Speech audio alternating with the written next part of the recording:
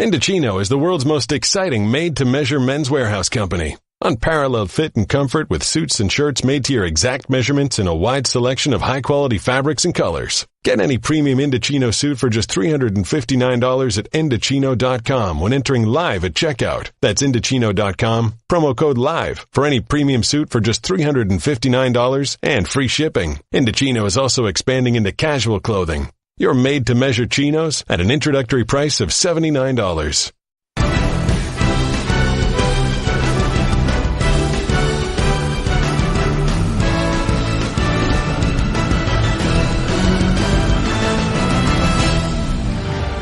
Seconds to go. We need a Minneapolis miracle.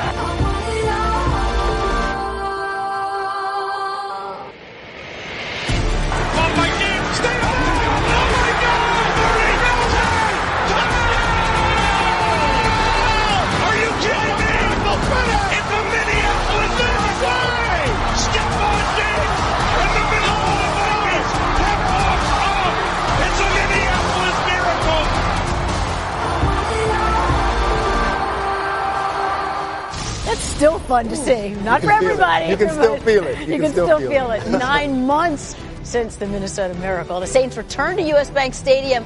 Sean Payton insists the revenge factor is so overrated. We're going to get into this game and all the Week 8 action with Dan Graziano. Pinch hitting. We appreciate you being here on Friday.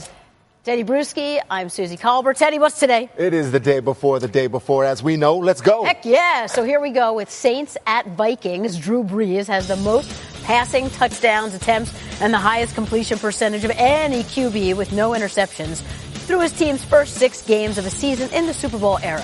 But he'll be facing the top team in defensive efficiency on the road for the second straight week after the Saints beat the Ravens last week. The Vikings defense also ranks second in FPI and first in third down percentage. Can the Saints defense stop Adam Thielen? His 67 catches are the most in a team's first 7 games of a season in NFL history, and he's had at least 100 yards in each game. Going to be a distraction getting asked about it all the time. Another game. Wow! Do you expect the crowd to... Just another game. Just another game. Everyone's been saying it's another game, but if coach... It's another game. Y'all got anything about this week? It's going to be a big deal throughout the week of last year's game and this, that. I'm pretty sure it's probably going to be some type of TV special, some type of like rerun of the game or something like mixed in with all type of hype around. I mean, but, you know, it's like I was just saying, it's a new season, you know, new team. This is not a revenge game. There's no, you know, listen, it's a different season. These are new teams, you know, even though there's a lot of similar personnel, it's a new season, it's a new team, it's a new mindset, you know, so listen, it's a very good opponent that we're playing on Sunday Night Football at their place. Well, the Saints might not say, but the Vikings think they're going to show up with a chip on their shoulder. What are you hearing?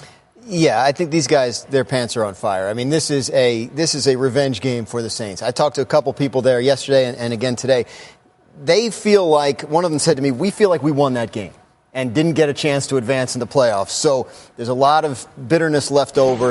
I think they're motivated. The first guy we saw there, Marcus Williams, is the safety, who we see again here blowing it on Stephon Diggs. Yes. He's obviously extremely motivated to look good in this game, and I think the Saints are going to come out fired up. Whenever you can say these 3 words as a player, it eats you for the rest of your life. We had them. We had them. You know, when you talk about games in the past, you think about championships you've won, but you think about the ones that got away. The AFC championships got away in my situation, being in the AFC. The divisional round, anything, we had them. And you remember, and you never forget it.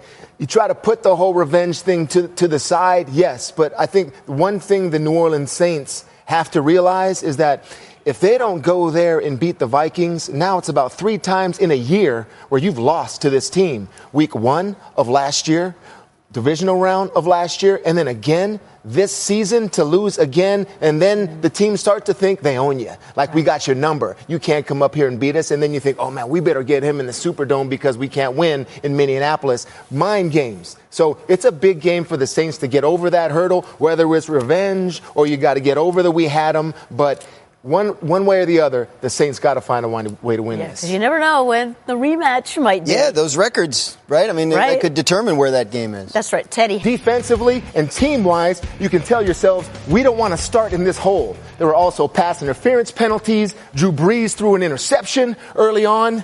Let's start fast, not end up in a hole 17-0. Maybe you'll win the football game. You pointed it out. There's a different quarterback. There's a different offensive coordinator. But in a case like this, how much do you think there is still similarity? You saw what kind of problems they had against your personnel, against a certain scheme. What's their tendencies on a third down to play man-to-man coverage? This is what worked for us last time. You can run it again. Okay, on the other side for the Vikings, for the defense, Everson Griffin is back. Is he going to play? What do we know? They have held off saying anything about whether he's going to play. Obviously, the situation with Everson Griffin, not an injury situation, a mental health situation.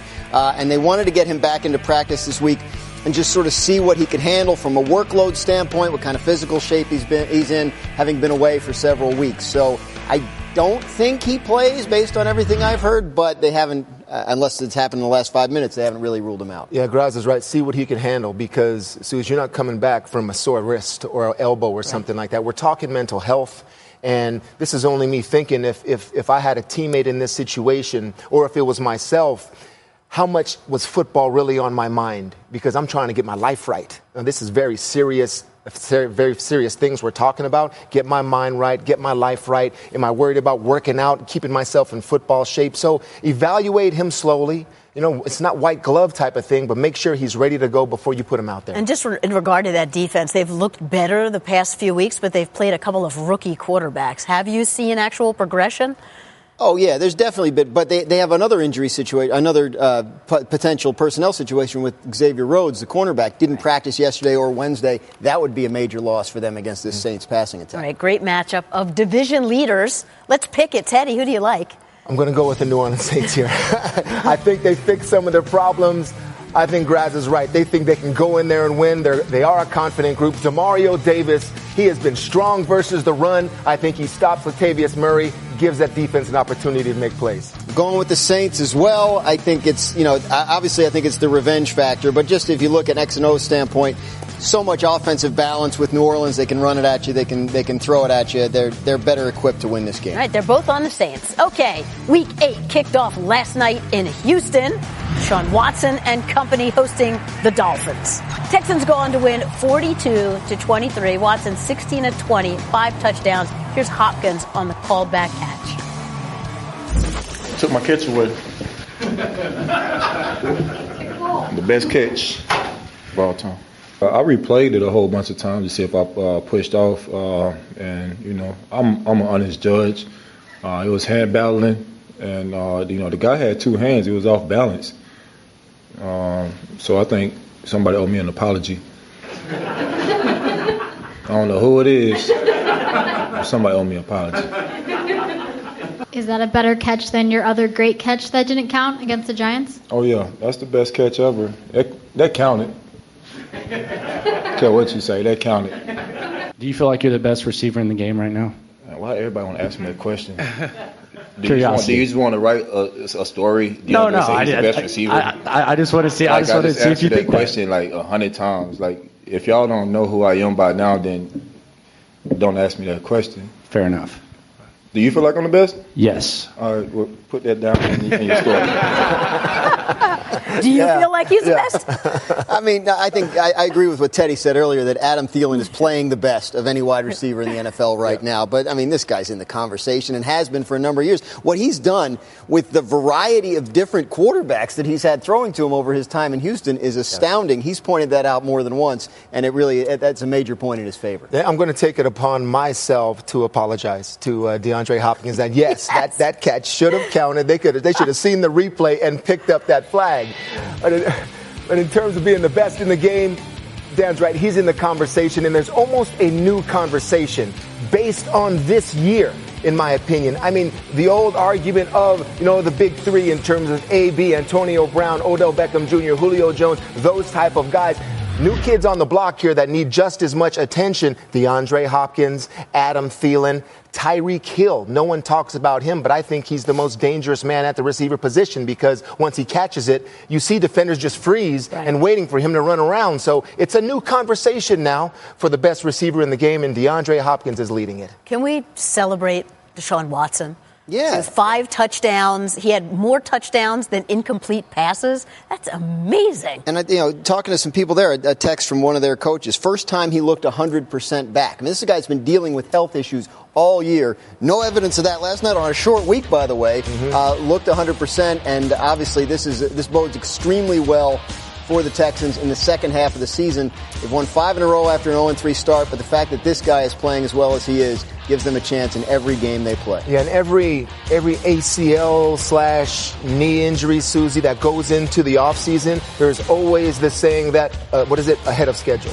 He's ahead of schedule and he looks really good. So let's always take that with a grain of salt when we hear it next offseason, because there always is a time in the beginning of the season with that ACL that takes a little bit more for you to feel that football ready, and Watson looked that way last night. So this time last year, they lost Watson to the ACL, and now, Dan, it's Will Fuller to the ACL. Yeah, they're very, very disappointed there for obvious reasons. One of their coaches says to me, it changes our offense significantly, and obviously very down after a big win. They're going to have to make some adjustments. This is a player that they cannot replace.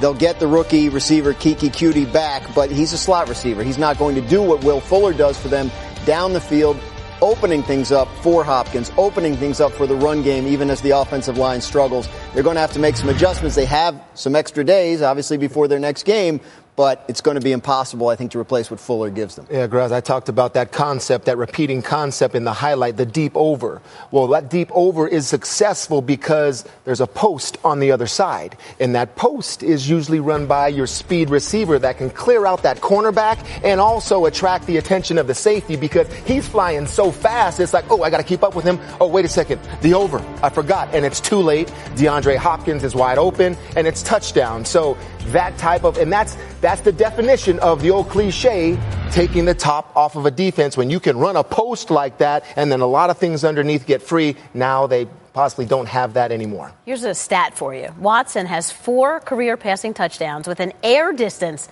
of 50-plus yards, all to Will Fuller, the most of any quarterback receiver duo in the NFL since the start of last season. That just shows you that, man, that long speed. Absolutely. Right. Each Friday, as teams begin to roll out their injury reports, we fill you in on the biggest names that may have question marks. Injury analyst Stefania Bell is here with us now. Stefania, let's start with Rams wide receiver Cooper Kupp as they take on the Packers.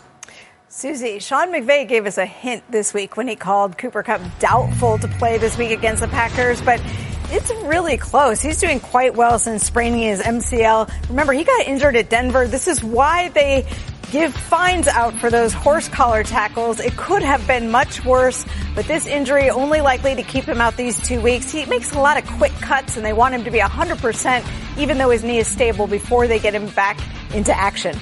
A couple big ones here for the Bears. Wide receiver Allen Robinson and linebacker Khalil Mack. Allen Robinson has been solid in his return from that ACL reconstruction that kept him out all of last season. But last week, a groin strain, he played, whether it was the injury or the matchup, only 1 catch for 4 yards. He hasn't practiced this week, and I got to be concerned about whether he'll be available. And if he is, I'm not sure he's at 100%. Okay, the Redskins this is all Redskins the rest of the way here. Yes, wide receiver Jamison Crowder. Yeah, he's just been ruled out of this game, Susie. He's missed the last 2 games with a significant ankle sprain. He's obviously going to miss another. He is making progress, but it's slow, so he will not be available for them this week. And what about Paul Richardson? Paul Richardson, he played through knee and shoulder issues in week 6, and then obviously it took a toll on him, and then it forced him out in week 7. Jay Gruden said he was hopeful that Paul Richardson would be back this week, and it sounds like in limited work he's shown enough to give him an opportunity to play. And finally, Adrian Peterson. Adrian Peterson, as Dan Graziano sitting next to you told us last week that he's made of some kind of polymer that's not known to humans. This guy has played through injuries, one of which would have sidelined anyone, had a knee hyperextension in week 5, then dislocated his shoulder, has played nonetheless. and he's going to play again. I don't know how he's doing it, but he's playing.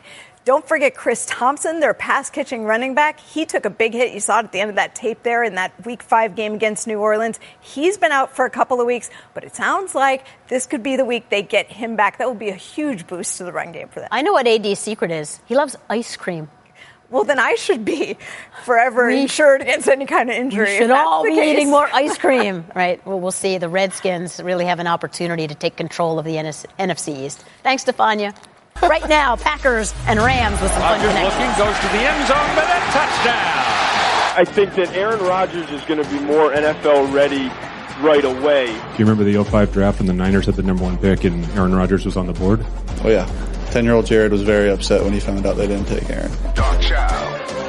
There's guys in the league you watch and you'll want to kind of take stuff from everyone's game. And Aaron Rodgers is definitely one of them that I watch a lot.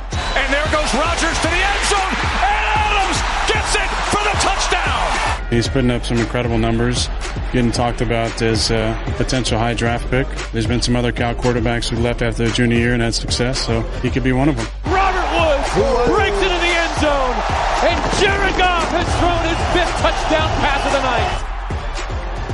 So these Cal products are having great seasons, but in different ways.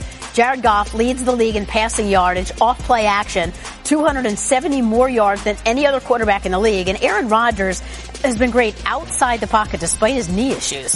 He ranks second in both attempts and yards behind only Patrick Mahomes, who is 11 years younger.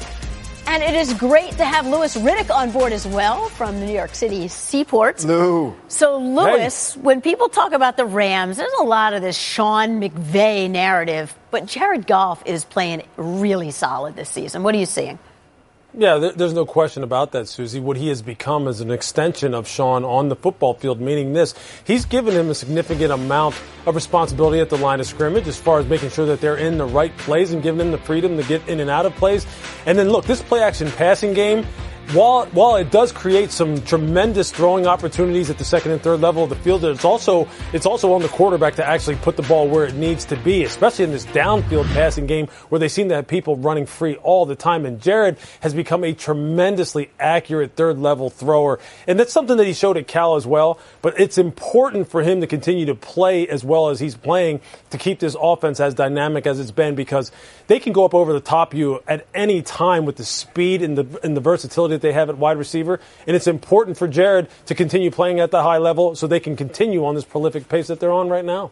On the other side, Aaron Rodgers was hoping that coming off the bye week, 10 days rest, he could lose the knee brace that he's had since his injury week 1. What are you hearing about that? All along, he and the Packers have felt this was an injury that needed rest. That was the way to treat it, was rest. So you've seen them back him off during practice weeks, give him a day here and there. So yes, the hope is with an entire full bye week that was the rest that it needed to get back to full strength. He's been playing hurt, and the hope is in the second half of the season he can get back to his more mobile self. We're going to be watching to see if he plays without the brace. I think that's a big thing, to get out of be out of the brace, be more mobile. You just feel more free when you don't have that knee brace on your knee. A couple of wide receivers sat out the Monday night game too. Cobb and Allison. Is everybody good to go? There's strong hope for both of those guys this week in terms of having the Packers passing game back to full strength, or as full strength as anybody is in week 8, right?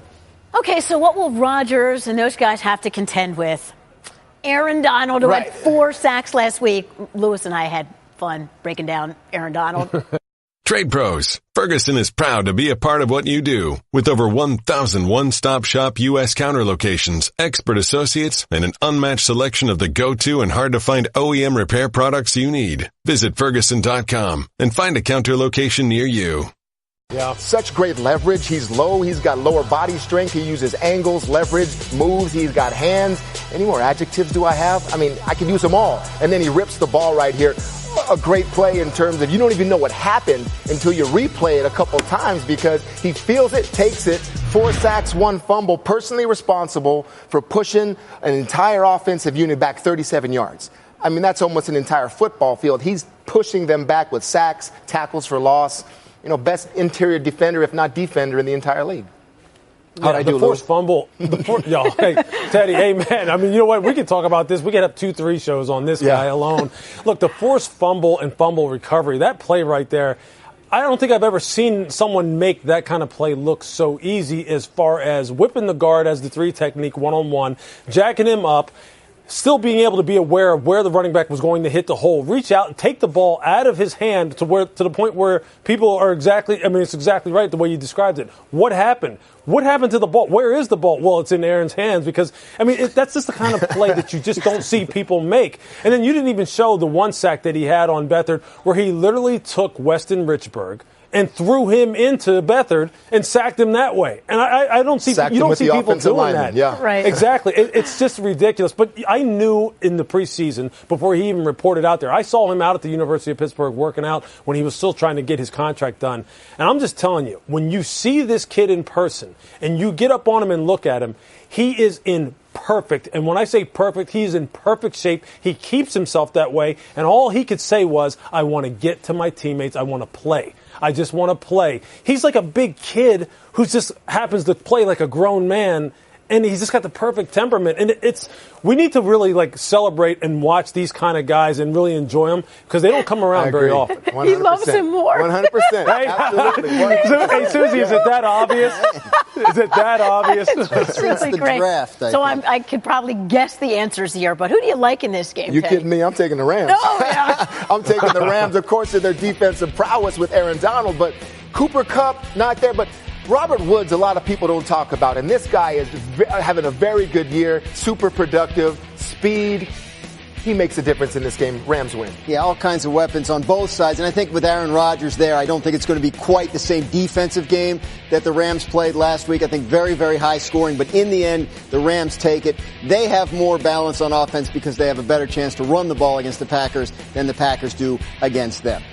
Lewis, who do you like? I'm going to go with the Rams as well, 31-20. And I think, go figure, huh? And I think it is going to be just because of, Dan, what you just mentioned, the fact that the Rams have balance and they're going to run the football on the Green Bay Packers, I think, very successfully. Let's move on, guys, as the Giants turn. Continues to be the soap opera that New York fans just can't turn away from. After falling to 1-6, the Giants went into sell mode, moving 2 big-name players. Those left behind saying all the right things. No, I don't really have any concerns with the direction of the franchise. I don't know what really you're trying to ask with the question. It sucks. I'm not gonna lie to you. It sucks being 1-6 right now. I think everybody in this locker room will tell you that because we're all competitors and we all want to win. It doesn't feel dead. It sucks to have this record. What is this? Another game we lost by 3 points. Another game where you're close. I even hate saying that because it's not something that I'm proud or am accepting of, but, it's not like we're getting beat by 20, 30 points. Sometimes the process is like this. It's ugly, but, there'll be better days. And, this division isn't doing so hot anyway, so you never know what can happen. He wants to be a team leader. He is saying all the right things, which sounds good, but how do you survive this if you're these guys? Well, I think that's the first step. Do the best you can publicly now and support your team. Talk about winning football games. But the frustration Odell Beckham Jr. exudes, he shows on the sideline, I'd be close to it now. I'd be close because now you're putting a lot on us to win a football game when you're taking away key parts. So that whole separation from the front office and the locker room becomes a little bit more because we feel like you're not helping us out. So, okay, we got to help ourselves out. We got to go out there and play. We got to go out there and do it. And players can form a little unity that way, but frustration can come to the top a lot easier if you start losing a football game. I think what you start to worry about is this is Odell Beckham's 5th year in the league, and it's going to be, barring an incredible turnaround, his 4th losing season. The Giants have a losing record pretty much every year now, and I think what you worry about is that mindset starting to set in. You hope it doesn't with Odell Beckham. It doesn't seem to be. You hope it doesn't with a rookie like Saquon Barkley, who's such a spectacular player. But obviously it would benefit the Giants to put some wins together in the second half of the season just to get that feeling in that locker room of what it's like to win because it's been so long. And, Lewis, part of the talk is about the quarterback. When do you think they start giving Kyle Lauletta, their rookie, enough reps in practice that maybe we get to see him on the field? Yeah, that's a great question. I would assume they start ramping that kind of thing up immediately. And really the key question will be, when do you insert them into a football game?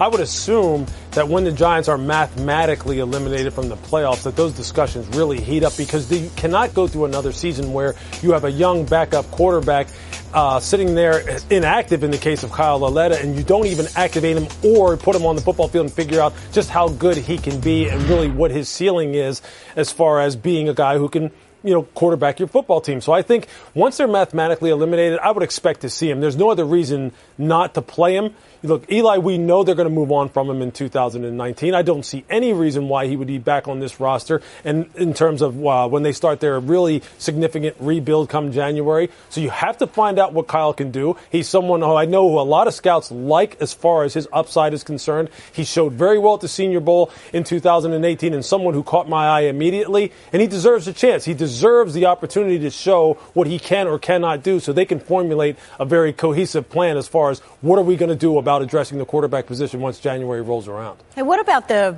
first-place Redskins? How far do you think they can go? This is a football team I like, Susie, and the reason why is for the same reasons I don't like the Giants and why the Giants are struggling, because they are built the right way. They're built front to back. They're built inside out. Their offensive and defensive lines can terrorize people, and you saw it last week against the Dallas Cowboys.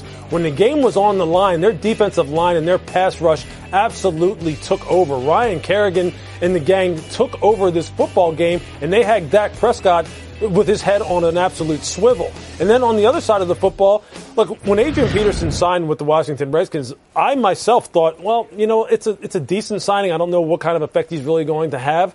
But him, as far as his own motivation to prove people wrong, combined with the fact that they have some absolute just earth movers on that offensive line, they can take over football games in a very old-fashioned type of way. And I can just tell you this, many people maybe don't know their left tackle, number 71, Trent Williams.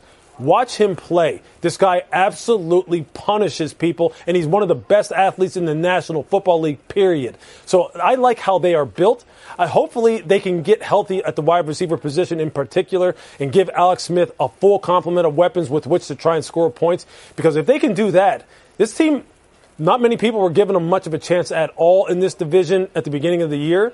It could be a team that could surprise some people. I mean, you can tell the way Louis talks. I mean, the attitude of, why not us? I mean, why can't we go out there and win the NFC East? Who are we scared of? Are you scared of the Eagles? No. You're scared of the Giants? You're not scared of the Cowboys or anybody in that division. And you go out there and handle business this week. The Eagles go out there and lay an egg in London, all right, and the Jacksonville Jaguars beat them. You're sitting pretty. Yeah. So if I'm the Washington Redskins and all the strengths that I have that Louis mentioned, why wouldn't I think to myself, we've got a real shot to make some noise after Thanksgiving? I was at their game on Sunday, and the impression I came away with is just what Louis was saying. They pushed them around physically up front on both sides of the ball. When you can stop Ezekiel Elliott and pressure Dak Prescott in the same game, you walk out of there with your chest puffed out, feeling like nobody can beat you. That was the sense in Washington's locker room on Sunday night, and they feel very good about things. They have a bunch of chip-on-the-shoulder guys on that team. Yeah. Who do you like in this game? I'm going to go with the Redskins here. I mean, we've talked about being pushed around and physical up front,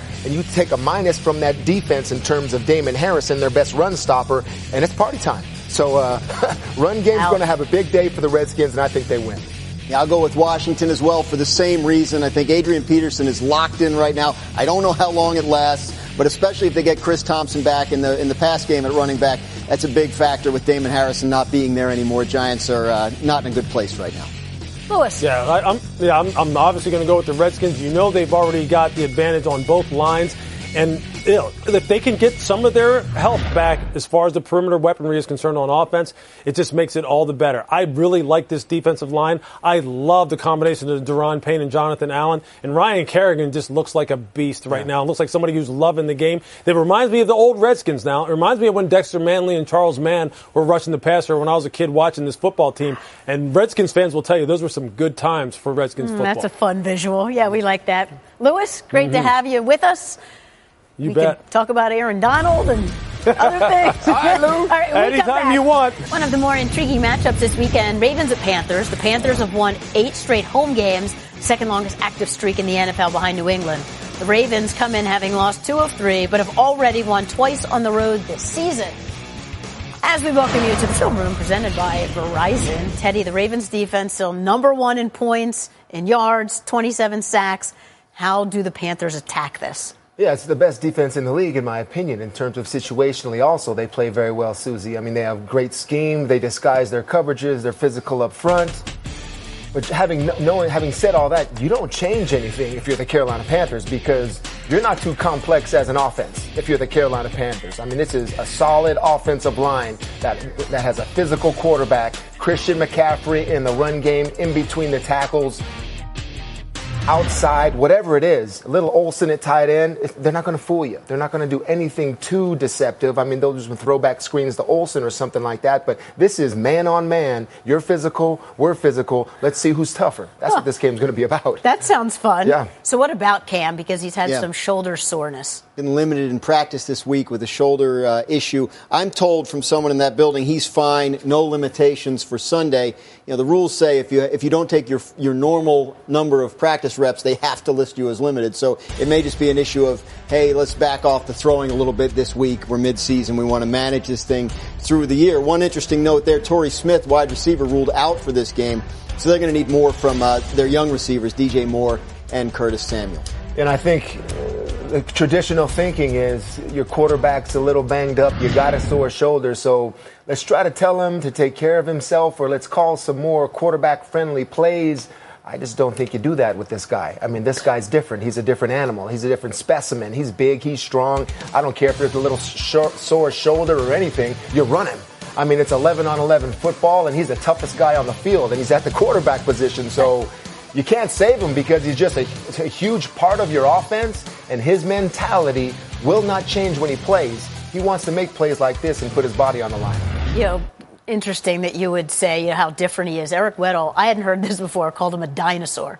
Just because of how big he is, runs over people. He said a fast dinosaur. A fast dinosaur. Yeah. So but that this goes back, that Newton said it goes back to one of his college coaches who called him a dinosaur because he said your talent's extinct. There's nobody else like you. Oh, my gosh. It's pretty good, right? Yeah, it is. So who do you like in this? I'm going to take Cam, and I'm going to take the Panthers in this. I think that they also have a defense that can be physical up front, and Kawan Short. Of course, you know I love the linebackers and Kuechly, but Kawan Short can really shore up that run game in there, make some big plays, and Cam Newton's going to do what he does. I'm going to take the Ravens. I think it's a close game, but I think Baltimore's defense wins this one. The Panthers came back on a Philly defense that couldn't finish the game in the fourth quarter. Ravens lead the league with 27 sacks. They'll be able to do that. I think that's our first split of the show. More AFC North. The Browns haven't won a road game in over 3 years, losing 24 straight since, and they've dropped 14 straight in Pittsburgh. The Steelers haven't gone consecutive games without a win against the Browns since 99-2000. To say the series has been one-sided is a severe understatement. The Steelers have lost only 6 of the last 43 meetings and have won 14 straight in Pittsburgh.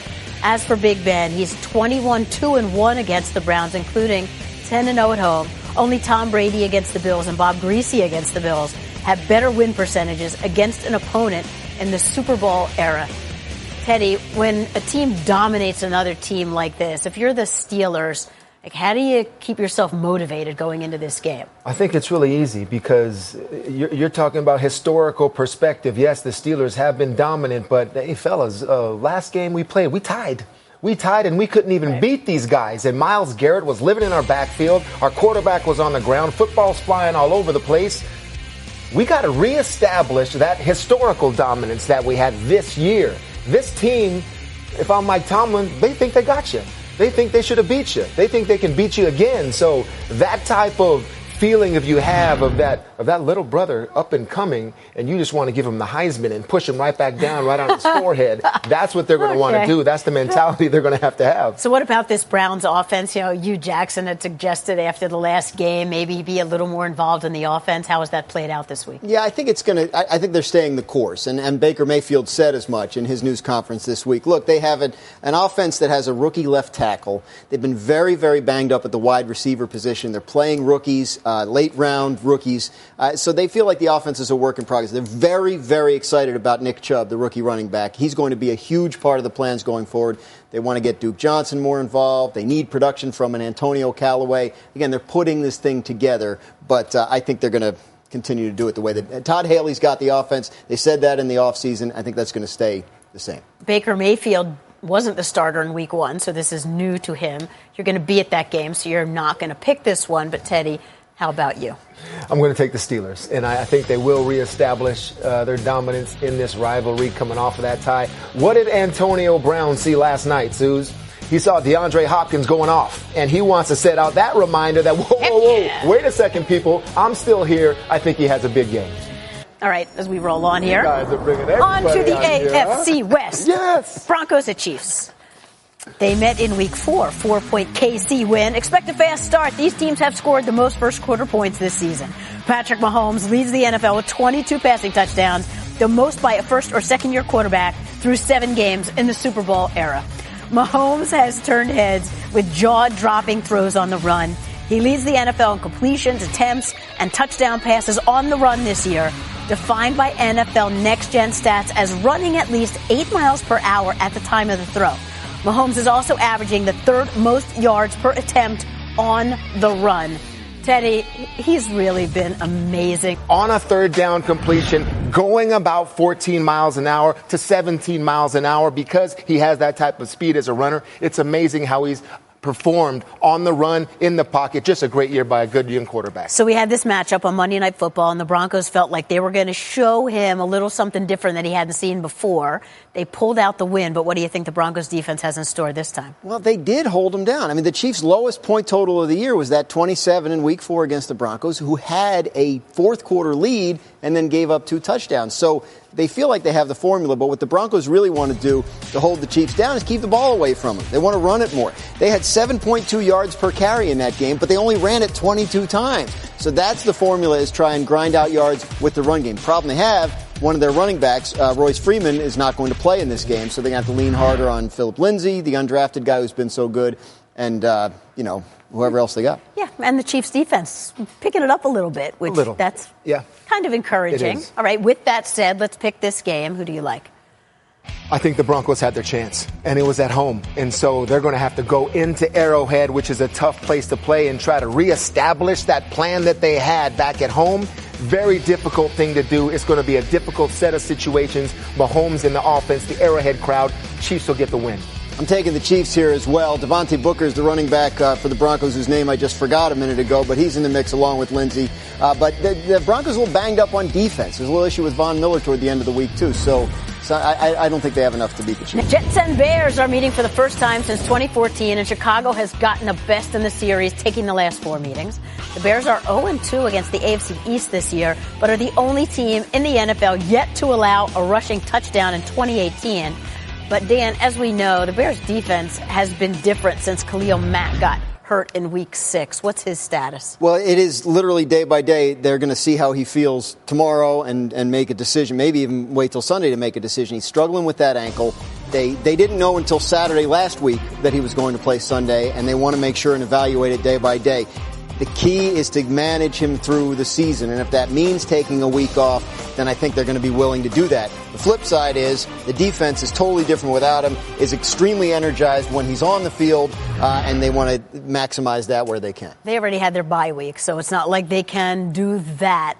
You're a defensive player. How would you feel about that? We need to sit you so you're good for the rest of the go.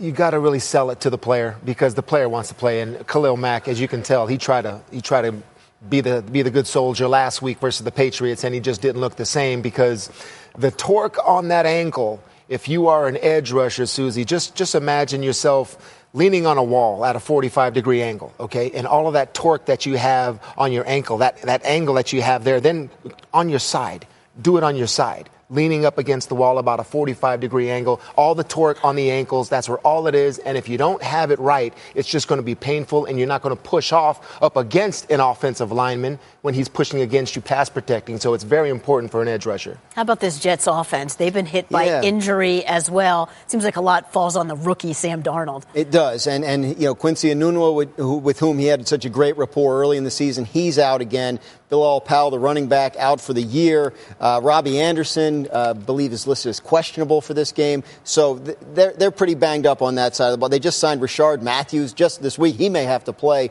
So, they're banged. It is going to be a lot of Darnold and hand off to Isaiah Crowell if he can handle it. Yeah, Darnold having a rookie season. Up and down. Exactly. Yeah, up and And the down. downs. And let's pick this game, Teddy. All right, I think there'll be some downs from Darnold, so I'll go ahead and pick the Bears, Suze, because Trubisky, from what I've seen this year, he's not the most accurate passer, but he's almost a playmaking creator with his legs like he did last week versus the Patriots. I think he'll do that again. Let's go with the Bears.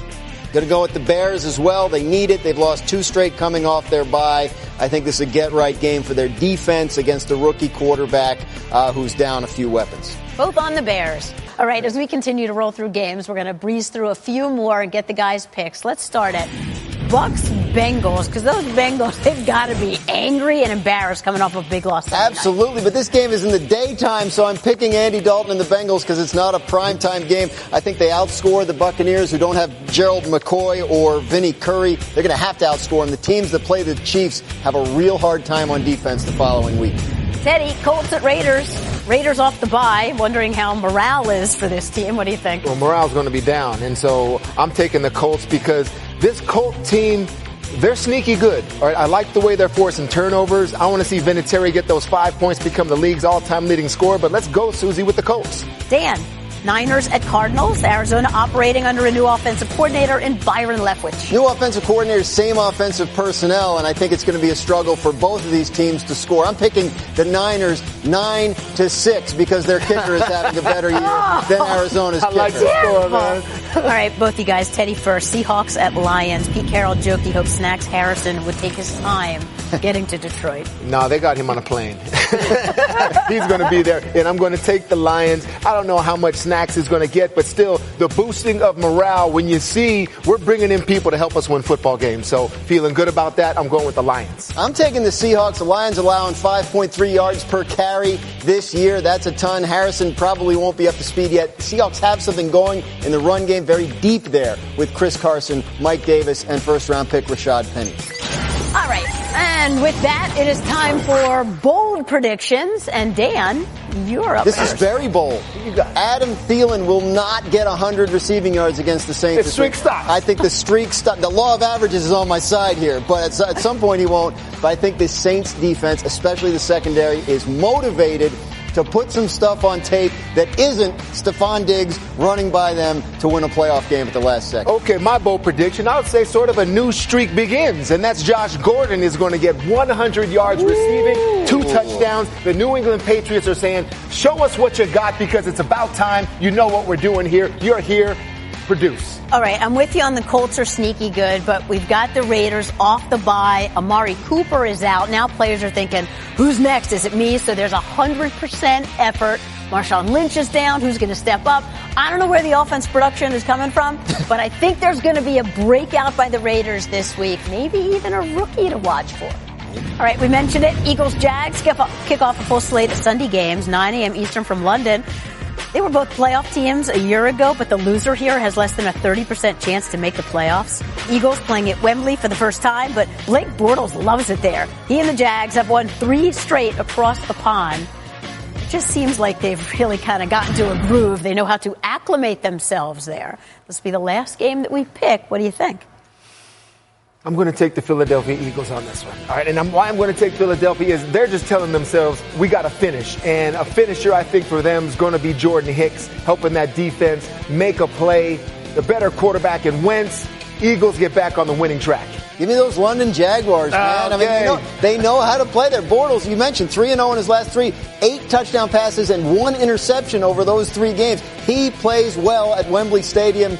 I'll take the Jaguars to knock off the Eagles. All right, challenge flag. Here we go. Dan, challenge. you're up. Challenge, I'm going to stick with the same topic. Blake Bortles, keep your job. Go ahead and win the game. Beat the Eagles and show the Jaguars front office they don't have to trade for Derek Carr or Tyrod Taylor or any other quarterback next week at the trade deadline. Settle things down there in Jacksonville. Bam, I'm going to challenge the Washington Redskins.